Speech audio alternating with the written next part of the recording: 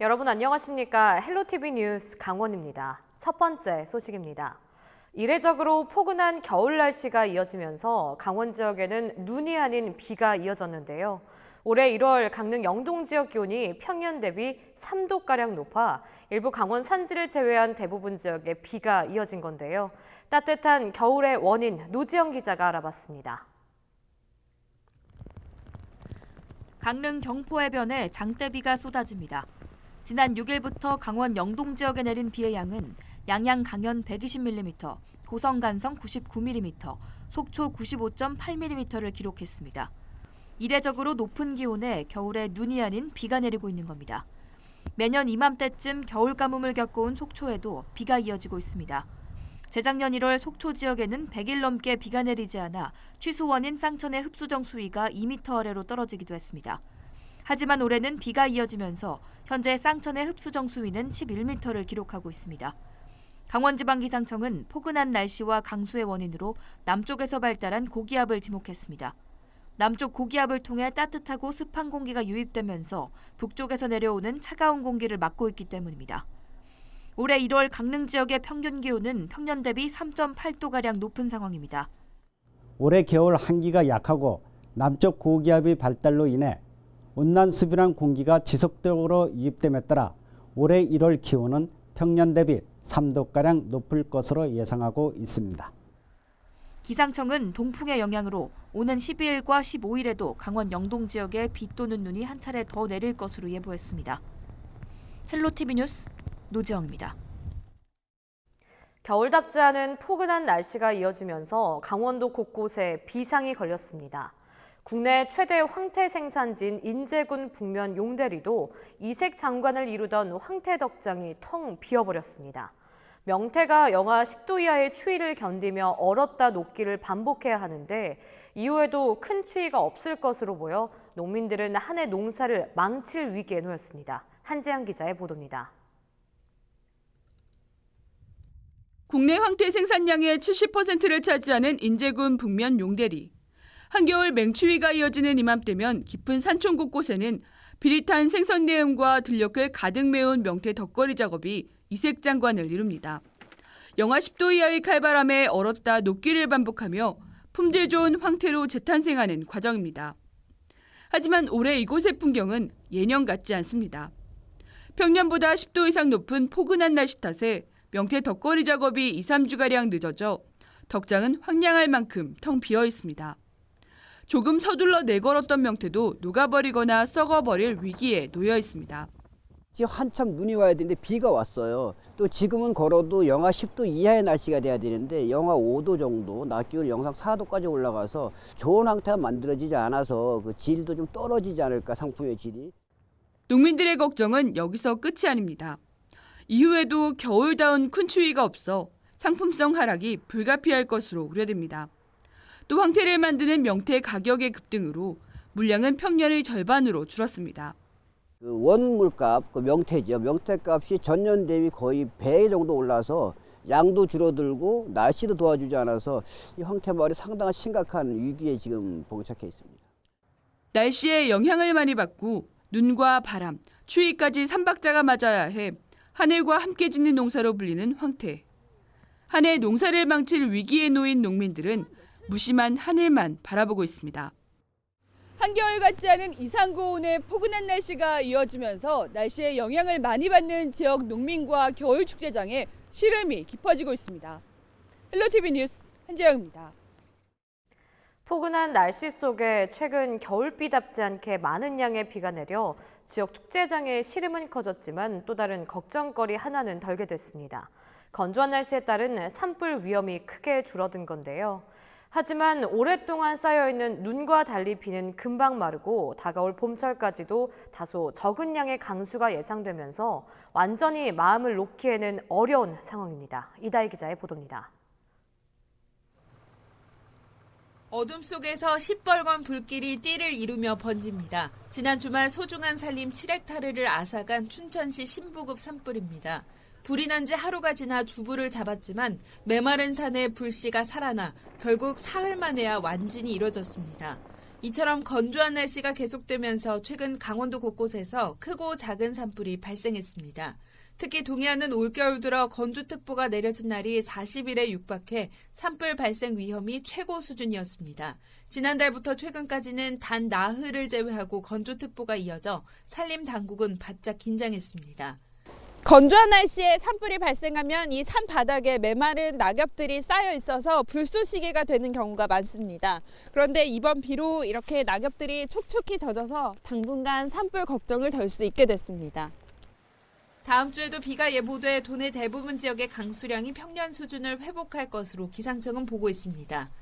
최근까지 평년보다 절반 이하의 그런 강수량을 나타내긴 했는데 이번 비가 내리면서 일부 지역에서는 평년 강수량보다 좀 그 이상 기록하는 것도 있을 것으로 보입니다. 그러나 이상 고온의 눈이 아닌 비가 내려 산불 위험을 완전히 해소하지는 못할 전망입니다.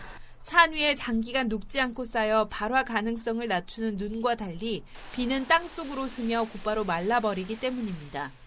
바람이 불거나 건조한 날씨가 계속 이어지면서 증발해버리고 이래서 머금고 있는 시간이 눈에 비해는 현저히 줄어듭니다. 그래서 산불 위험은 비가 온다 하더라도 며칠만 지나면 다시 위험성이 온다고 볼 수 있죠. 메마른 대지를 촉촉히 적시는 단비의 반가움도 잠시 산불 등 화재 예방에는 여전히 각별한 주의가 필요합니다. 헬로티비 뉴스 이다혜입니다.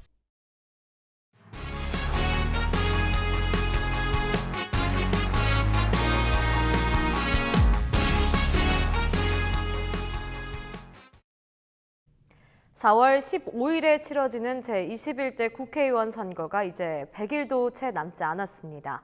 여야 모두 총선 준비에 한창인데요. 먼저 앞으로의 일정과 주의사항을 김선아 기자가 알려드립니다. 네, 먼저 국회의원 선거 주요 일정에 대해 알아보겠습니다. 선거일 120일 전인 지난해 12월 17일 예비후보자 등록이 시작됐습니다. 강원도에서는 9일 현재 30여 명이 예비후보 등록을 마쳤는데요. 공직자 등 입후보 제한을 받는 사람의 사퇴 기한인 1월 16일이 지나고 나면 그 수는 더 늘어날 것으로 보입니다. 예비후보자 등록은 3월 25일까지 가능한데 예비후보자로 등록하면 공식 선거운동 기간 전에 일정 범위 안에서 선거운동을 할 수 있습니다. 선거사무소를 설치해서 간판과 현수막을 내걸 수 있고 3명 이내의 선거사무원도 둘 수 있습니다. 이메일이나 휴대전화 문자메시지 등을 통한 선거운동도 가능한데요. 또 어깨띠를 메고 직접 명함을 나눠주거나 직접 유권자에게 전화를 걸어서 지지를 호소할 수 있습니다. 여기서 주의해야 할 점은 예비후보자가 직접 해야 한다는 겁니다. 예비후보자와 그 배우자, 직계가족은 명함을 나눠줄 수 있는데 선거사무원이 혼자서 명함을 나눠주는 건 선거법 위반입니다. 선거사무원 등은 예비후보자와 함께 다닐 때만 명함을 배부할 수 있습니다. 전화도 예비후보자가 직접 통화하는 방식이어야 합니다. 예비후보자가 아닌 가족이나 선거사무원 등은 전화로는 선거운동을 할 수 없습니다. 이 밖에도 세대수의 10% 범위 안에서 예비후보자 홍보물을 발송할 수도 있습니다. 선거일로부터 20일 전인 3월 26일과 27일 후보자 등록이 이뤄지는데요. 예비후보자 등록을 한 사람도 이 기간 동안 다시 후보자로 등록을 해야 합니다. 이후 4월 1일부터 6일까지 제외투표가, 7일부터 10일까지는 선원을 대상으로 한 선상투표가 진행됩니다. 그리고 선거일로부터 5일 전인 4월 10일과 11일 오전 6시부터 오후 6시까지 사전투표를 거치게 되는데요.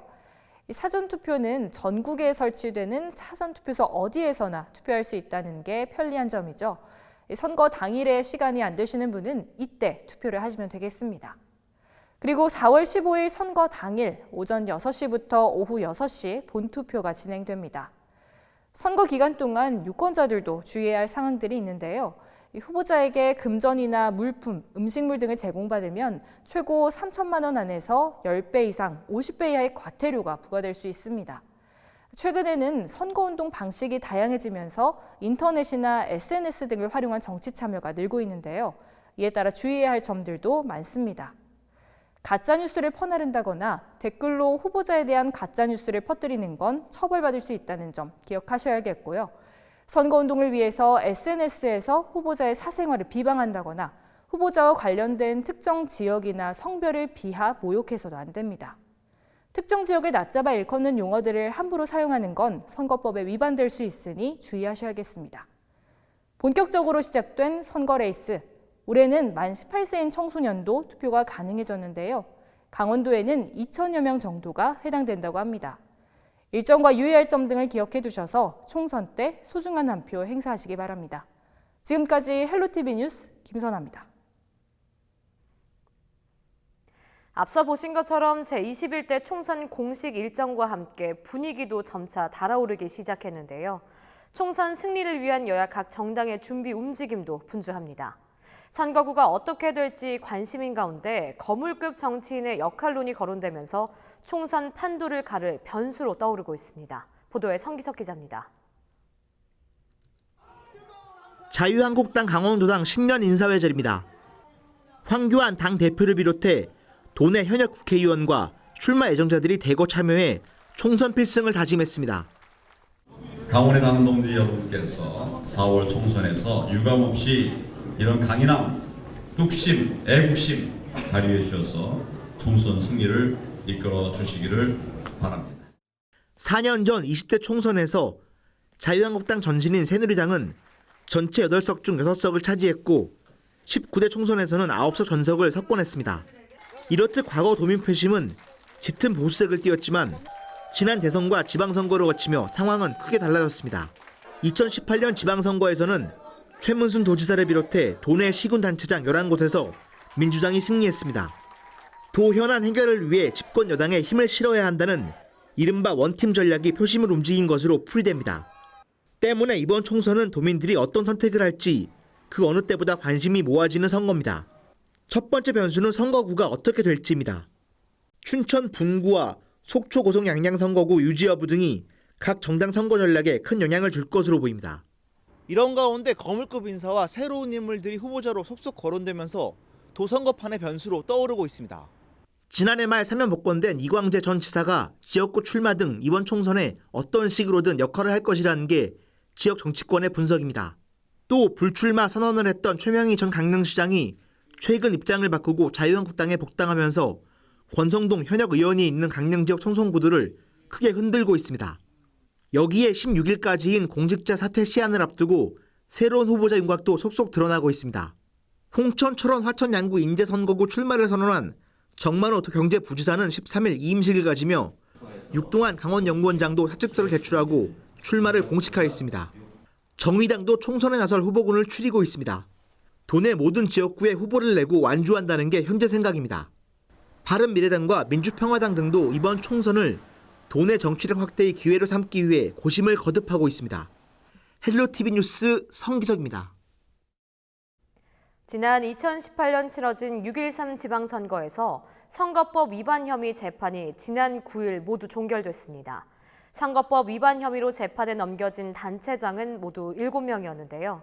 그중에서 6명은 직위가 유지됐지만 실형을 선고받은 이경일 고성군수만 직위를 상실했습니다. 이로 인해 오는 4.15 총선에서 도내 자치단체장 2곳과 기초의원 2곳 등 모두 4곳에서 재보궐선거가 치러집니다. 장진철 기자가 취재했습니다. 6.13 지방선거에서 불거진 선거법 위반에 대한 법적 공방이 1년 7개월 만에 모두 마무리됐습니다. 선거법 위반 혐의로 재판에 넘겨진 단체장은 모두 7명입니다. 이재수 춘천시장, 심규원 동해시장, 김철수 속초시장, 김진아 양양군수, 조인묵 양구군수, 최문순 화천군수, 이경일 고성군수입니다. 그중에서 동해시장과 화천군수, 양구군수는 무죄를, 양양군수는 선고유예를, 나머지 춘천시장과 속초시장 등 2개 단체장은 벌금 100만 원 이하 형을 선고받아 직위를 유지하게 됐습니다. 다만 이경일 고성군수는 1심과 항소심 그리고 상고심까지 모두 징역 8개월 실형을 선고받아 직위를 잃게 됐습니다. 이로써 오는 4.15 총선에서 재보궐선거가 치러지는 선거구는 모두 4곳으로 늘었습니다. 기존 춘천시의회 4선거구와 홍천군의회 가선거구 등 기초의원 2곳과 뇌물수수 혐의가 확정된 횡성군수와 선거법 위반 혐의가 확정된 고성군수 등 자치단체장 2곳이 추가됐습니다. 해당 지역 선거판은 벌써부터 요동치고 있습니다. 지난 6.13 선거 당시 고성군수 선거에 모두 6명이 출사표를 던졌는데 보궐선거에서도 이와 비슷한 양상을 보일 것으로 지역 정치권은 전망하고 있습니다. 이미 선거 전이 시작된 횡성 군수 선거는 각 정당별로 7명 정도가 출마에 시동을 걸었습니다. 또 춘천시의회 사선거구에는 9일 기준 6명이 예비후보 등록을 마쳤고 홍천군의회 가선거구는 아직 예비후보 등록을 한 후보는 없지만 자천 타천으로 7명 정도가 거론되고 있습니다. 헬로티비 뉴스 장진철입니다.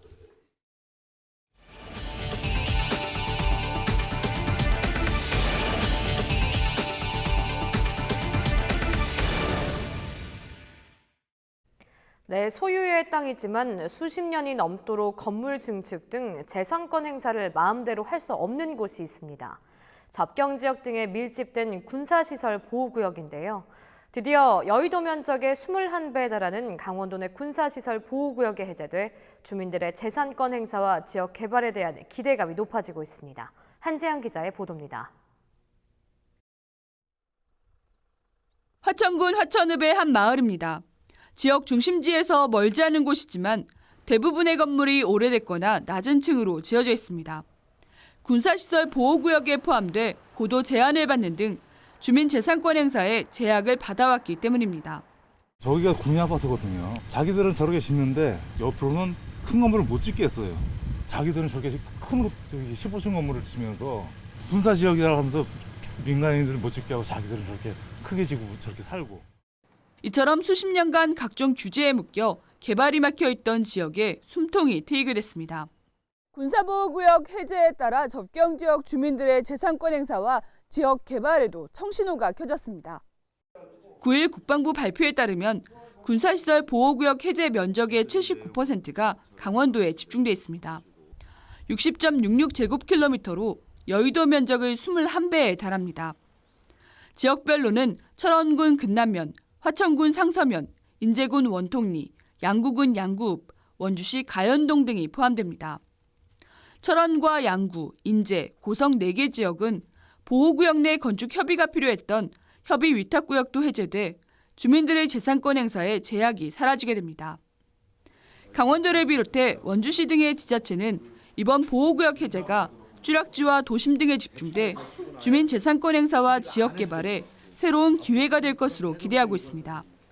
앞으로 이제 건축 규제를 덜 받게 되고 또 이미 개발된 지역들, 취락 지역이 형성된 지역에 여러 가지 규제가 있어서 주민들이 많이 불편해하셨는데 그런 불편이 이제 많이 덜어지고 또 개발 사업도 활기를 띨 수 있게 될 것으로 전망을 하고. 또한 평화관광 활성화를 위해 민통성 북상과 주요 관광지 출입 절차 개선 등을 국방부와 추가로 협의해 나가기로 했습니다.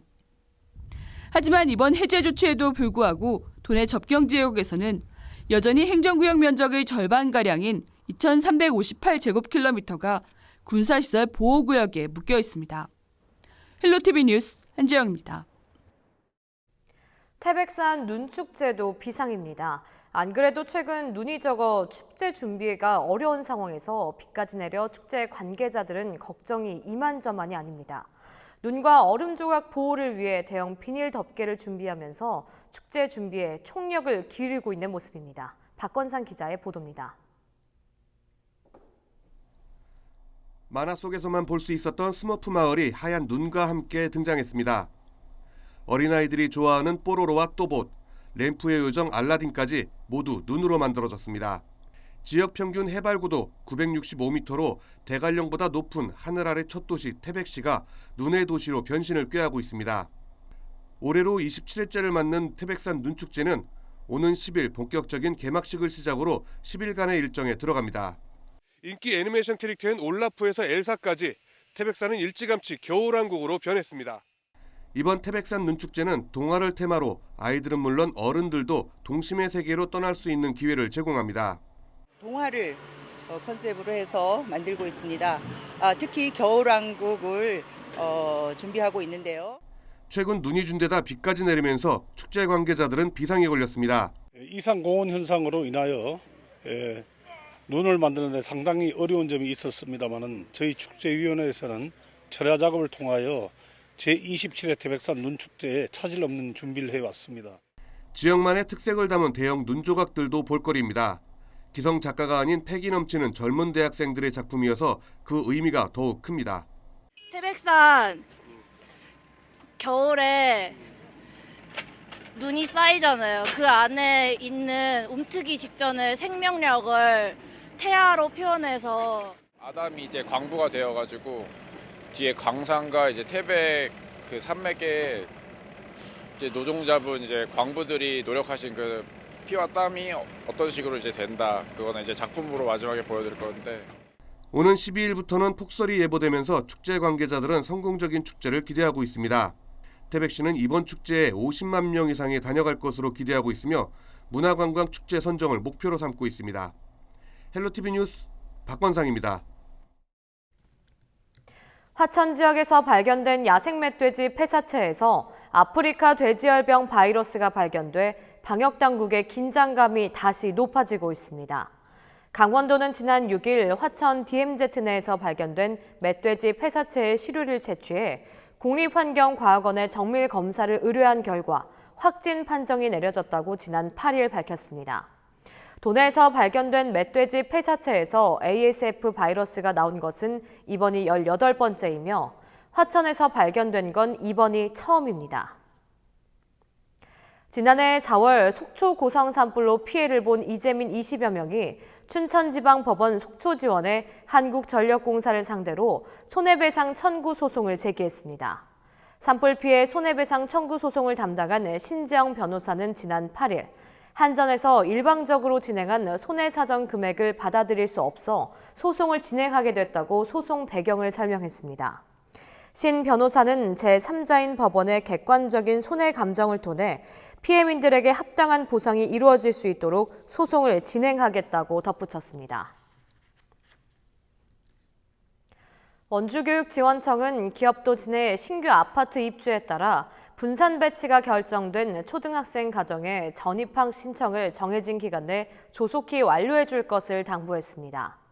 2020학년도 초등학생 입학 신청은 10일 마감됐고 전학 신청은 오는 13일부터 23일까지로 기업도시 신규 아파트 입주 초등학생은 해당 기간 분산 배치 학교에 전 입학 신청이 필요합니다. 교육지원청은 전 입학은 신청 기간 이후에도 가능하지만 돌봄교실과 방과 후 학교 신청 등이 정원을 초과할 경우 신청 기회가 박탈될 수 있다고 설명했습니다. 도내 때 아닌 겨울비로 지역 겨울축제가 비상이 걸린 가운데 지난 10일 개막 예정이었던 평창 대관령 눈꽃축제가 17일로 연기됐습니다. 대관령 눈꽃축제위원회는 이틀간 내린 비로 인해 행사장 눈이 녹아내리고 송천 상류 물이 불어나 축제장으로 유입되는 등 축제 차질이 빚어져 이같이 결정했다고 밝혔습니다. 축제 연기로 이번 축제는 17일부터 27일까지 11일 동안 열릴 예정입니다. 한편 평창송어축제위원회는 지난 7일부터 12일까지 축제장을 임시 폐장한 상황이며 개장 여부는 13일 축제 홈페이지를 통해 공지할 예정입니다. 우리 지역의 이슈 콕 짚어봅니다. 헬로 이슈 토크.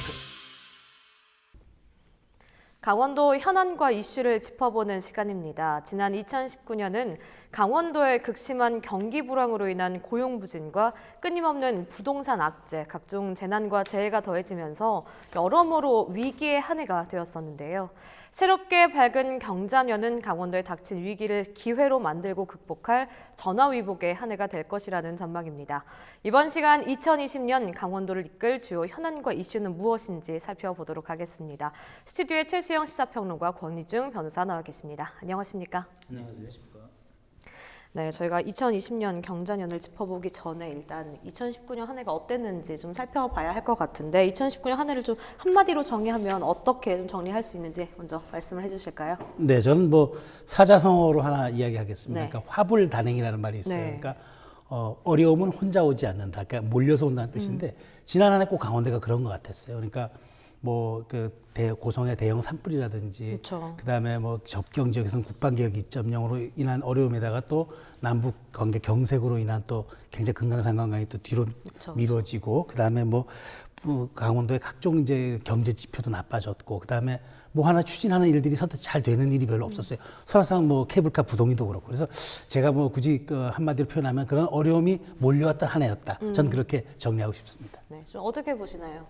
예, 저도 뭐 그 소장님과 같은 생각인데요. 저는 뭐 첩첩산중 그 실현의 한 해였다 이렇게 생각을 하고 있습니다. 1월 초부터 그 원주 중앙시장에 대형 화재가 발생하고 또 말씀하신 것처럼 지금 4월에 또 고성 산불이 발생해서 대단히 많은 이재민들이 발생을 했습니다. 또 말씀하셨던 것처럼 또 국방개혁 정책에 따라서 그 접경지역 군부대 그 병사 수가 줄어들어서 그 지역 주민들의 생존권 자체가 흔들렸던 아주 뭐 위기의 한 해였고 실현의 한 해였다. 그래서 강원도에 산이 많지만 첩첩산중이다 이렇게 표현을 하고 싶습니다. 무슨 한 해 동안 좀 힘든 지금 사자성어들이 좀 오가고 있는데 어쨌든 뭐 쉴 틈 없이 달려온 2019년을 보내고 지금 2020년이 좀 다가왔습니다. 근데 각종 규제에 묶였던 이제 사업들을 더불어서 강원도를 이끌어갈 다양한 사업들이 좀 박차를 가하고 있는 상황인데 올 한 해는 어떠한 현안들을 좀 집중을 해 보면 좋을지, 좀 어떤 거에 주목을 하고 계신지 먼저 말씀을 해주실까요? 예, 일단 저는 그 사회 간접자본인 그 SOC 정부에서 23조 원을 투자를 해서 그 침체된 지역 경제 활력을 회복에 나선다 이런 그 취지를 갖고 있는데요. 저는 그 동서고속도로 그 평택에서 삼척간의 동서고속도로가 완전히 개통되어야 된다 이런 촉구하는 우리 해당 시군들의 목소리가 그 발현이 돼야 된다, 반영이 돼야 된다 이렇게 생각을 갖고 있습니다.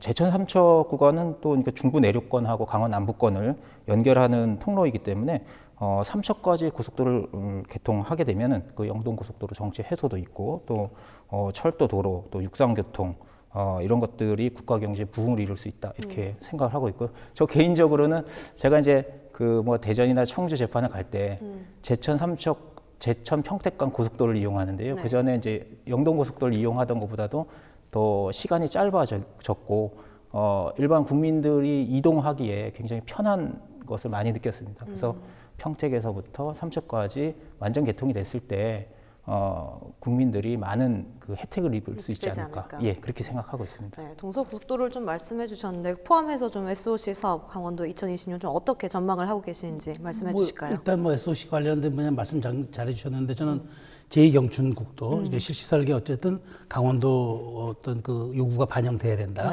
뭐 그러니까 이 노선이라든가 여러 가지 모든 것들 그다음에 뭐 시공사들까지 반영이 돼야 된다. 저도 그렇게 생각이 되고요. 그다음에 이제 저는 SOC보다도 좀 더 중요한 거는 이제 춘천 같은 경우에 이제 레고랜드 있잖아요. 그것이 정말 제대로 이번엔 그 이 계획대로 가야 한다. 이것마저도 이번에 도민들에게 또 실망을 안겨주면은 저는 그 후과를 이제 감당하기 어려울 것 같아요. 빨간불이 켜졌죠. 예, 그래서 저는 꼭 그 문제는 해결이 돼야 될 걸로 보고 있고요. 그다음 또 하나 국배안각 2.0 문제가 사실 이게 지금 어쩌면은 접경 지역의 향후 생존권, 그다음 미래를 좌우할 수 있는 정말 이렇게 메가톤급 이슈예요. 그런데 이 문제를 너무 저는 국방부가 좀 소홀히 다루고 있는 건 아닌가. 너무 이게 국책 사업이라는 이름으로 도민들에게 너무 피해를 강요하는 건 아닌가라는 그런 의심이 드는데 그런 점에 대해서 좀 더 많은 정부의 좀 적극적인 대책이 좀 있어야 할 걸로 보고요. 또 하나는 이제 저는 이제 그 강원도가 역점적으로 추진하고 있는 내륙권의 이모빌리티 산업, 횡성에 하는 거 있지 않습니까? 근데 여기가 이제 굉장히 이제 도내가 제조업이 좀 이 산업이 좀 이렇게 미진하고 좀 부족하잖아요. 이런 점들을 보강해 줄 수 있는 굉장히 그런 좀 첨단 산업이에요. 우리 자동차 산업에 이제 기반이 될 수 있는 산업이기 때문에 이 문제도 저는 꼭 뭐라 그럴까 아주 제대로 뿌리를 좀 내려야 된다. 그러니까 어떤 구호가 아니라 실제적 현실적인 어떤 그런 대안들 나와야 된다고 생각하고요. 그다음에 삼척시가 수소도시로 선정됐잖아요. 굉장히 큰 의미가 있어요. 이게 이제 삼척이 이제 과거에는 이제 거기가 이제 그 뭐 탄광 지역도 있었고 그다음에 이제 거기가 이제 그 어떤 그 산업 경쟁력을 많이 잃어가고 있는 도시인데 여기에 이제 삼척 수소 R&D 특화 도시는 국비가 투입되는 사업이고 이제 앞으로 여기가 에너지의 중심으로 클 수 있는 이제 기반을 마련하기 때문에 이 사업도 굉장히 중요한 산업입니다. 그러니까 강원도가 굳이 이제 뭐 관광 이런 쪽들이 아니라 제가 말씀드리고는 상징적인 몇 개들이 미래 강원도를 이끌어가는 좀 쌀, 동력 이런 걸로 좀 뭐 뿌리 내리는 한 해가 좀 됐으면 좋겠다 하는 생각을 좀 갖고 있습니다. 네, 뭐 SOC 사업을 시작으로 해서 뭐 이모빌리티 산업, 레고랜드 코리아, 뭐 국방개혁 입장 다양하게 짚어주셨는데 사실 강원도 2019년에 빼놓을 수 없는 정말 큰 이슈라고 한다면 다시는 일어나면 안 되긴 하지만 재난재해 이야기를 빼놓을 수 없잖아요. 보상 문제는 지금도 계속해서 이어지고 있고요. 그렇습니다. 이 문제에 대해서는 좀 어떻게 좀 해결책이 나와야 한다고 보십니까? 예, 일단 그 고성 산불과 관련해서는 그 이제 손해배상의 책임 주체인 한국전력이 지난해 12월 30일 날 보상 심의를 해서 의결을 했는데요. 한국손해사정협회에서 산출한 그 손해사정 금액의 60%를 피해 이주민들에게 지급을 한다 이런 것을 의결을 했습니다. 또한 그 손해액의 60%면 나머지 40%를 배상을 못 받는 것인데 그렇죠. 피해 주민들이 거기에 대해서 그 의결을 받아들이지 않을 경우에 법원에 손해배상을 청구할 수 있을 것으로 봅니다. 반면에 벌써 발생한 지 1년이나 된 원주중앙시장 화재 같은 경우에는 아직도 어떤 방향으로 이걸 수습을 해야 될지 뭔가 확실한 해결책이 없는 상황입니다.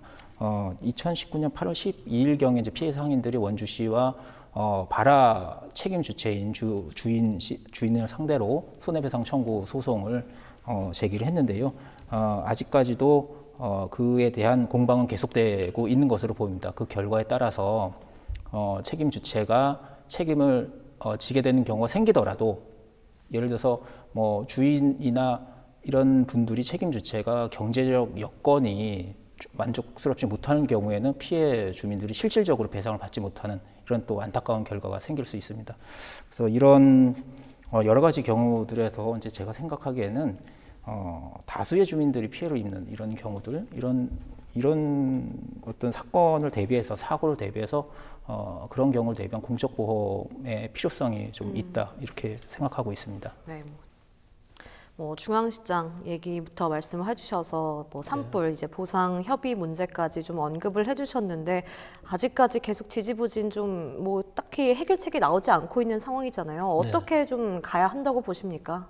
그렇죠. 고성 문제 같은 경우는 이제 어느 정도 접점을 찾아서 이제 주민들이 마지막 그 40%에 대한 이제 동의 여부가 남은 거고요. 네. 원주 같은 경우를 제가 보면서도 느끼는 게 그렇습니다. 그러니까 강원도 내 전통 시장들이 굉장히 많이 노후화돼 있어요. 이제는 어떤 사안이 발생하고 나서 그냥 그 어떤 그 대책을 마련해가지고 이것을 이제 후속적으로 해결하려는 것이 저는 이제 중요하기보다는 아까 공익보험 말씀해 주셨는데 저도 좀 선제적인 대응이 중요하다고 생각을 합니다. 그러니까 우리가 이를테면은 어떤 위험을 방지한다는 게 낭떠러지 밑에 구급차를 갖다 놓을 게 아니라 낭떠러지 위에 안전 펜스를 쳐놓는 게 중요하잖아요. 그렇죠. 사전적으로 저는 대비를 하는 게 더 중요하다고 보고 어쨌든 이런 사고들은 앞으로도 계속 일어날 수가 있다는 가능성을 전제로 두고 거기에 대한 어떤 행정이라든가 이런 체계들을 좀 사전에 좀 울타리를 쳐놓는 모습이 좀 필요하겠다. 그것이 어떤 사고가 났을 때, 재해가 발생했을 때 좀 더 실효적으로 그것을 대응하고 또 주민들을 좀 우리가 어떤 피해를 좀 보상하고 이런 것들에 대한 것이 나오는 거지 어떤 대형 재난이 발생하고 나서 그때 비로소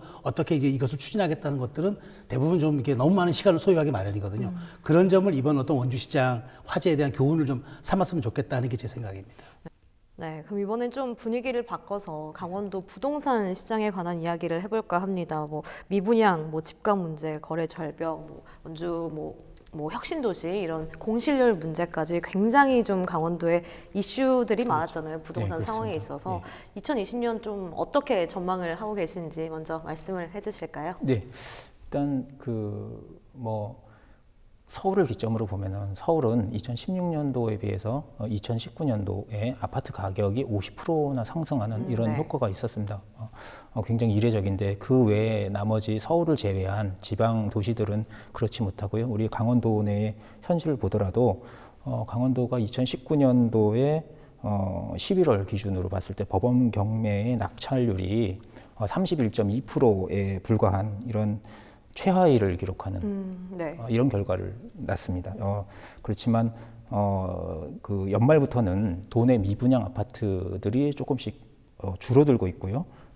더군다나 이제 올해 민간 아파트 신규 분양 물량이 지난해 공급 물량에 비해서 한 거의 80% 정도 감소된 수치라서 아마도 이제 과잉 공급이 미분양을 증대시켰고 또 집값이 하락됐기 때문에 거래 절벽으로 이어지면서 민간 건설업자들이 아파트 그 건설을 좀 주춤하는 사이 또 아파트 시장이나 부동산 시장이 반등될 수 있는 이런 한 해가 되지 않을까 이렇게 예상하고 있습니다. 네, 뭐 좀 나름 긍정적으로 보시는다고 답변을 해주셨는데 어떻게 2020년 좀 부동산 시장 강원도 좀 전망을 하시는지 말씀해 주시죠. 저도 그렇게 나쁘지 않다고 생각을 합니다. 네. 왜냐하면 아까 말씀하신 대로 이제 사실 그동안 공급 과잉이 있었던 건 맞거든요. 근데 그것이 이제 2018년 이제 동계올림픽으로 수요로 인한 그런 기대 심리가 반영됐던 점이 있었는데 이제 그 심리가 꺼져버린 거죠. 그런데 이 동력을 다시 살릴 수 있는 건 결국 인간의 욕망이에요. 부동산은 인간의 욕망과 맞물리는 거기 때문에 이게 제도적으로 그렇게 통제하기 어려운 거 아니겠습니까? 그런데 다행스럽게 강원도에 지금 부동산 SOC, 이른바 부동산에 가장 유입 요임이 될 만한 그 첫 번째 조건인 그 SOC 사업이 이제 막 좀 활기를 띠게 돼 있어요. 제2경중국도라든가 동서고속도로라든가. 그러니까 접근성이 원활해지면 아무래도 사람들이 쉽게 올 수 있지 않습니까? 게다가 이제 강원도의 상징인 관광 인프라가 좀 정비가 돼요. 이를테면 이제 플라이 강원이 이제 정상적으로 지금 강원 양양공항을 운영하게 하고 있고, 그다음에 속초항도 지금 활성화되고 있고, 아까 삼척시 같은 경우에는 이제 기존의 관광 산업에다가 이제 수소도시까지 겹하면 이제 일종의 산업 관광 도시가 될 수가 있는 거죠. 이런 점들이 맞물린다면 저는 지난해까지 미분양이 많았지만 올해는 좀 더 그런 것들에 대한 축소폭을 좀 내리면서 그다음에 이제 너무 저기대가 했기 때문에 이제 조금 이제 반등의 요인이 좀 있지 않을까. 저는 그렇게 조심스럽게 전망해 보겠습니다. 네, 그래도 뭐 부동산 시장이 2019년보다는 그래도 좋아진다고 하니까 좀 기대를 해보도록 하겠습니다. 또 관광 얘기가 나와서 그런데 저희가 남북 관광 이야기를 좀 빼놓을 수 없잖아요. 갑자기 접경 지역이기도 하고요. 이 2020년은 좀 희망을 좀 볼 수 있을까요? 지금 아마 정부의 고민도 거기 있는 것 같아요. 그러니까 지금 정부에서 저도 제가 이렇게 좀 쭉 돌아가는 추이를 보니까 그러니까 과연 금강산 관광을 놓고 정부가 이렇게 우리가 그러니까 북한과 미국 관계만 우리가 몰입할 경우에는 이거는 영영 이제 펼쳐질 수 없다. 그렇다면 우리가 우리 정부가 남측 정부가 북측에게 뭔가 신호를 보내기 위해서는 우리가 여기에 대해서는 적극적으로 나서야 되지 않겠냐는 목소리가 있는 것 같아요. 이게 지금 아마 정부 내에서 강원 양면을 맞물리는 것 같은데 저는 어쨌든 이 금강산 관광이라는 게 어떤 그 국제 제재의 질서를 생각하면 그 풀리지 않을 문제인데 이것을 이제 우리 정부가 어떻게 이제 추진해 나갈 거고 어떤 의지를 갖고 갈 것이냐. 근데 굉장히 딜레마인 거죠. 이게 사실 또 남남 갈등도 있을 수가 있어요. 강원도 살겠다고 또 여러 가지 우리 또 전체적인 분위기가 또 갈등을 빚게 될 요소도 있기 때문에 정부가 아마 신중할 것 같은데 어쨌든 이 부분에 대해서는 금강산 관광이 갖는 이제까지 기존의 의미, 그러니까 북한도 이걸 간과해서는 안 된다고 봐요. 국제사회에 보낼 수 있는 가장 좋은 신호가 저는 금강산 관광이라고 봐요. 그래서 북한이 이 점에 대해서 조금 좀 화답을 하면서 같이 문제를 풀어갈 좀 그 지혜를 좀 맞대야 될 것 같아요. 우리 정부의 노력만 가지고는 좀 어려운데 우리 정부가 계속 이만큼 노력하고 있으니까 좀 북한도 여기에 대한 화답이 좀 필요하다고 저는 생각을 합니다. 사실 뭐 올해는 한국전쟁이 70년 이제 되는 해이기도 해서 남다른 의미를 갖고 있기도 하고 그에 따라 좀 접근을 해야 될 것 같은데 이 부분에 대해서 어떻게 좀 내다보고 계신지 말씀을 해주시죠. 예, 지금 소장님 말씀하셨지만 우리 정부가 지난 2년 동안은 북한과 관계 개선을 위해서 대단히 많은 노력을 했다고 봅니다. 뭐 판문점 선언, 뭐 평양 선언, 또 군사 분야 합의서 이런 여러 가지 노력을 많이 했는데요. 정부 또한 그 뭐 경색된 남북 관계를 좀 개선하기 위해서 뭐 비무장지대 남북 공동 실태 조사 이런 것도 하겠다 이런 것들을 발표해서 주목을 받고 있습니다. 제가 이제 좀 덧붙이고 싶은 거는 강원도가 이런 뭐 비무장지대에 관련된 어떤 작업들에 있어서 2018년도 동계올림픽을 기점으로 어떤 주도권을 갖고서 향후 남북 관계 부분에 대해서 정부와 함께 주도적인 역할을 해서 그 우리 강원도가 중점적인 그런 지위가 됐으면 하는 바람입니다. 네, 뭐 앞에 살펴봐서 많은 이슈들이 있긴 했지만 저희가 좀 시간상 많이 짚어보지 못하는 부분들도 있는데 이 이슈는 빼놓으면 절대 안 될 것 같은 것 중에 하나가 올해 이제 21대 국회의원 이제 총선이 있잖아요. 오늘로써 딱 디데이 100일이기도 하더라고요. 그래서 지난해 말부터 이미 치열한 눈치 싸움은 시작이 됐었고 이제 레이스가 본격적으로 지금 진행 중인데 어떻게 전망을 하고 계신지 먼저 뭐 말씀을 해주실까요? 어쨌든 지난해 이제 연말에 선거법이 통과되지 않았습니까? 어떤 연동형 비례대표제 그렇기 때문에 이제 정당 득표가 굉장히 중요해졌습니다. 이 점은 굉장히 각 정당이 여기에 대해서 이제 고민을 하게 될 것 같고요. 그러니까 여기를 어떻게 전술적으로 이제 유권자들 마음을 살 것이냐 놓고 네. 이제 하게 될 것 같고 또 하나는 이제 18세 이하 투표권 낮아진 게 전국적으로 50만 명이잖아요. 네네. 강원도도 이제 전국의 3%라고 보면은 어느 정도 될 것 같은데 나름의 역할을 하지 않을까. 이 부분도 아마 중요한 변수가 될 것 같고요. 저는 마지막으로 이제 강원도 같은 경우를 국한놓고 봤을 때는 어쨌든 저는 이제 지난 연말에 특사로 풀린 이광재 전 강원지사의 행보가 굉장히 변수가 될 것이다. 이광재 전 지사가 어쨌든 민주당의 간판으로 총선을 나가게 된다면은 강원도 지역에는 상당한 변화가 있을 것이 충분히 예상이 됩니다. 그래서 이제 지난해 총선에는 이제 민주당이 강원도에서 이제 한 석밖에는 얻지 못했지만 이번 선거는 이제 그 심판론과 국정안정론이 이제 이렇게 요구가 되는 이제 그런 선거가 될 텐데 과연 이제 여기에서 어떻게 갈 건지. 근데 저는 하나가 제일 중요한 거는 이제 지금 그 강원도에서는 이제 자유한국당이 제 1당을 사수할 것인지 그다음에 민주당은 과연 이광재 지사를 필두로 어느 정도 약진할 것인지가 그쵸. 가장 관전 포인트가 될 거라고 생각합니다.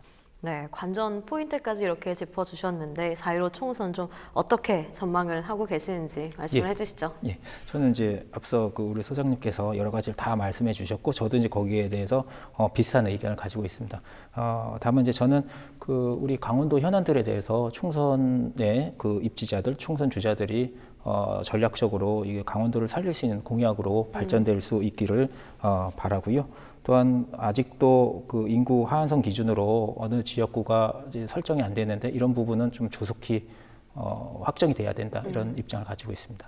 네, 그럼 끝으로 경자년 올해 이것만큼은 꼭 좀 이루어졌으면 좋겠다, 꼭 좀 바뀌어야 할 것이 있겠다라고 하는 것들이 있다면 어떤 것들이 있을지 끝으로 좀 짚어주시죠. 네, 저는 이제 끝으로 드리는 말씀이니까 저도 사자성어 마지막 또 하나 하고 네. 싶은 게 욕속부달이라는 말이 있습니다. 그게 뭐냐면 빨리 이루려고 하게 될 경우에는 오히려 이루지 못한다라는 말이 있는데 그게 이제 조급함을 경계하는 거거든요. 저는 강원도가 좀 그랬으면 좋겠어요. 왜냐하면 강원도가 벌려놓은 사업은 많은데 제대로 마무리되는 게 없는 것 같아요. 그래서 원래 희망이라는 거는 현실에 발을 디디고 봐야 그게 희망인 거지 현실에 발을 디디지 않은 희망은 신기루에 불과한 거 아니겠습니까? 그쵸. 그래서 저는 강원도가 우리가 갖고 있는 지금의 현재 위치와 역량을 충분히 점검하고 그다음에 최문순 도정의 임기 동안 내가 어디까지 가겠다 이런 구체적 목표를 정해두고 마무리하고 사업에 대한 이제 실타래를 풀어나가는 것 이게 중요하다. 이제는 넓게 백화점식으로 하는 것보다는 이제는 하나하나 끈을 매고 그다음에 매듭을 짓는 이 과정이 중요하다.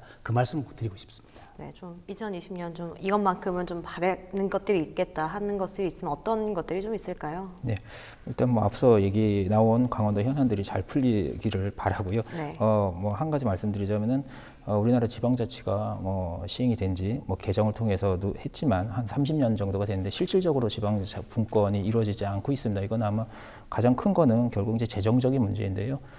문재인 정부가 출범하면서 공약했었던 지방의 재정 비율 이런 것들이 현실적인 수준으로 높아지기를 좀 기대하고 있습니다. 네, 여기까지 듣도록 하겠습니다.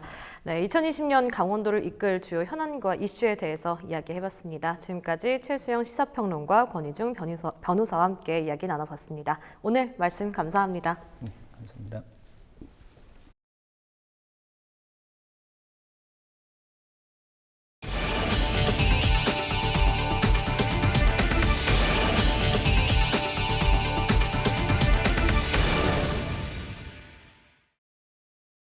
이상으로 헬로티비 뉴스를 마칩니다. 헬로티비 뉴스는 지영민과 함께합니다. 시청해주신 여러분 고맙습니다.